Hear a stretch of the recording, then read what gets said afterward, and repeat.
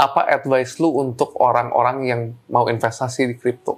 Pertama sih tentuin kayak lu mau asset allocation-nya harus dibenerin sih, kayak lu mau nge-put berapa di kripto dan harus melajari risk dan gimana sih tesis kayak ini project seumpama kayak nge-put project yang altcoin ya, kayak ya lu harus pelajarin bener-bener ini project mau dibawa kemana, kayak fokusnya di DeFi, gaming dan lain sebagainya kayak gitu sih. Terus ya menurut gua juga harus monitoring sih, kayak seumpama kemarin Luna kan tiba-tiba drop banget. Kita kalau nggak monitor dan nggak pay attention, terus nggak evaluate kayak ini on track nggak sih projectnya dan lain sebagainya, kayak kita kan juga bisa lose a lot of money juga kan di situ. Jadi kayak tentuin mau kemana, terus belajar, banyak baca-baca gitu, kayak dengerin podcast dan lain sebagainya, terus dan monitoring dan rebalancing, kayak pasin ini masih on track nggak sih projectnya dan lain sebagainya gitu sih. Oke. Nah, kita cukup sampai di sini dulu. Ntar kalau misalkan ada yang mau follow Bevan, ntar bakal kita kasih link-linknya. Bevan is available on all the social media platforms, ada di Instagram, TikTok, dan ini mungkin pertama kali penampakan di YouTube ya. Yes. Ntar kita bakal kasih linknya di bawah. Nah, untuk bagian ini bonus part. Lo ada pengen nanya gue sesuatu gak? Ini bonus round, bener-bener lo mau nanya gue apa, gue bisa sharing di sini. Menurut you kayak ini tuh masih bearish flag atau gimana tuh? Masih bisa making a higher low atau higher low? Lower low maksud gue. Jadi ini bear market rally atau bull market ya? Itu pertanyaannya. Oke, ini pertanyaan yang gue paling suka jawab. Soalnya ini pertanyaan yang 100 orang tuh udah nanya gue. Dan gue jawabannya setiap kali itu sama. Kita main ngeliatin pakai data point aja sih. Jadi data point apa yang support menurut gue ini bull market, data point apa yang antitesis ini tuh bukan bull market, ini bear market rally. Pertama, untuk bull market itu, bull market ditandakan dengan udah nggak ada lower low kan. Itu definisi gue. Cuman gue nggak tahu kalau definisi orang lain mungkin beda-beda. Tapi kalau misalnya nggak ada lower low, menurut gue itu udah bull market. Soalnya udah nggak bakal dapat lagi lu harga segitu.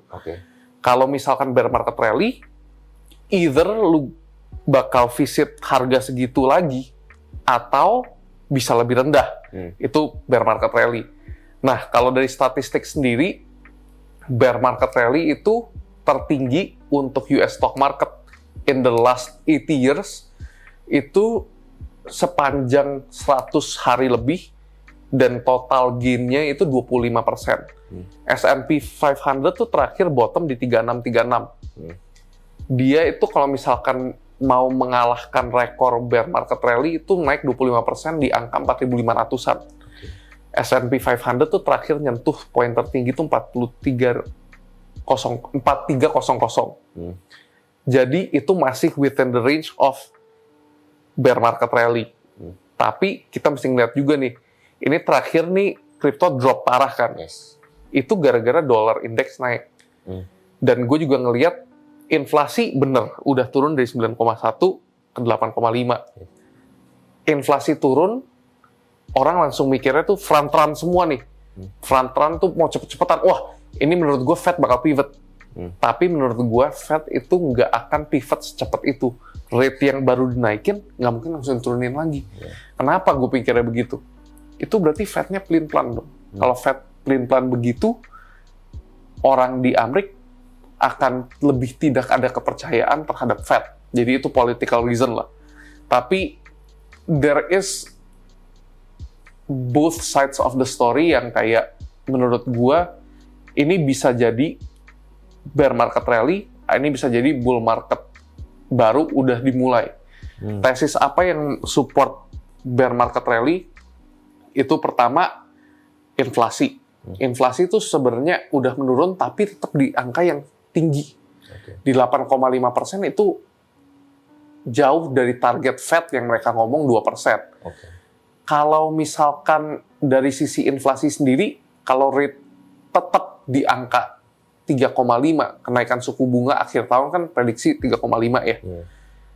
Itu tuh rate yang cukup tinggi dan bukan kondisi di mana aset beresiko tuh bisa ngebum gitu loh.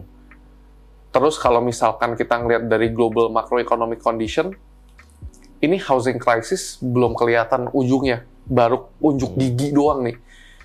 Housing crisis terjadi, itu juga bisa menjadi dampak kenapa ini bear market rally. Belum bullish lah gue. Dan terlebih lagi banyak implikasi dari kemarin ada news kalau Chinese real estate market juga akan anjlok. Soalnya banyak developer menggunakan funds cicilan orang untuk bangun-bangun project dan jual lagi. Jadi bisa dibilang semacam Ponzi. Kalau misalkan ekonomi dunia masih kayak begini, dan juga ada perang Rusia-Ukraina, ini tuh masih kebanyakan faktor-faktor yang tidak diketahui, potential black swan event yang bisa bring crypto down. Terlebih lagi di dunia crypto sendiri juga masih banyak uncertainty. Kemarin Tornado Cash ya, itu orang yang pernah interaksi dengan chain Tornado Cash di Ethereum, address-nya di-block. Di-blocknya juga sama exchange gede kayak Coinbase dan sebagainya. Itu kan sebenarnya kan against the ethos of Web3. Lu kan nggak boleh censorship gitu kan. Kalau misalkan lu ngeblokir orang yang dituduh melakukan money laundering tapi tidak ada concrete evidence, itu ngerusak banget ke ekosistem kita.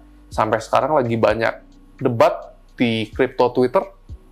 Ini langkah ke depan Ethereum tuh mau gimana? Vitalik sendiri sih nggak setuju bro, kalau misalkan lu tiba-tiba ngeblokir address orang kan. Dan sekarang malahan ada orang iseng, dia kirim duit ke address-address besar yang orang supposedly clean ya, nggak ada hubungan dengan money laundering dari Tornado Cash. Apakah mereka juga akan diblok? Itu kan mereka nge-troll gitu kan. Cuman itulah dimana yang kayak sekarang tuh banyak uncertainty kalau ini tuh belum habis gitu loh. Bad news-nya tuh masih ada. Masih disimpan. Tapi kemarin yang kita lihat drop itu, kalau misalnya lu lihat volume dari technical analysis, dalam 3 menit ada orang tuh yang jual 4.000 Bitcoin. 4.000 Bitcoin aja bisa turunin harga tuh 5-10%. Gimana kalau 137.000 gitu? Oke, nggak akan sebanyak itu, soalnya juga bakal banyak kan buying power kan di bawah-bawah. Tapi itulah kenapa menurut gue belum segitu pede untuk nyebut ini tuh bull market. Tapi at the same time, gue juga ngelihat apa sih yang bisa counter tesis gue yang negatif gitu loh. Kalau tesis kenapa ini bisa bull market, pertama contagion dari kebangkrutan company yang banyak disebabkan oleh 3AC yang nyampe ke Celsius, sampai ke Indo pun Zipmax kena, itu kena dari 3AC. Itu udah bubar. Do Kwon punya damage, udah semuanya udah kelihatan, dan udah nggak banyak company yang belum kelihatan exposure terhadap kebangkrutan tersebut. Di situ gue sedikit bullish yang kayak oke, ini seenggaknya bagian ini udah lewat lah. Dan kita udah ngeliat waktu itu dropnya gila banget kan, sampai ke 17.000. Tapi kalau misalkan untuk strategi investasi sekarang gimana, gue personally sih kemarin sampai 25.000 dari posisi gue yang udah beli-beli Bitcoin dari awal Juni, itu gue udah jualin dari 70% exposure turun ke 20%. Tapi pas drop ini gue udah mulai naikin lagi exposure sekitar 40%. Nah, untuk strateginya mendingan gimana? Paling aman sih dollar cost averaging, dan salah satu metrik yang gue suka pakai untuk seberapa agresif sih gue dollar cost average itu berdasarkan 200 week moving average. Jadi gue ngelihat 200 week moving average tuh sekarang Bitcoin ada di sekitar 22.000. Ini udah di bawah, gue boleh DCA lagi. Soalnya udah terbukti sepanjang sejarah Bitcoin yang masih muda 13 tahun itu, kalau lu beli Bitcoin di bawah angka itu, kemungkinan untuk incur loss-nya dikit lah. Tapi kalau misalkan untuk short term, gue nggak segitu bullish, tapi untuk long term, gue bullish. Jadi, balik lagi ke poin yang Bevan tadi bilang juga, risk management tuh penting banget sih. Dan ingat, apapun yang kita diskusiin di sini bukan financial advice.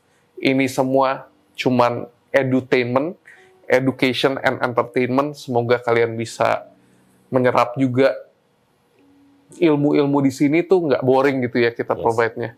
Tapi ya gue bilang sih, it's good to be slightly skeptical in this market. Soalnya volatility tinggi, S&P juga ini kita nggak tahu nih koreksi mau sampai berapa kan. Kalau misalkan belum yakin banget, mendingan telat dikit deh dibanding kecepatan terus kena anjlok.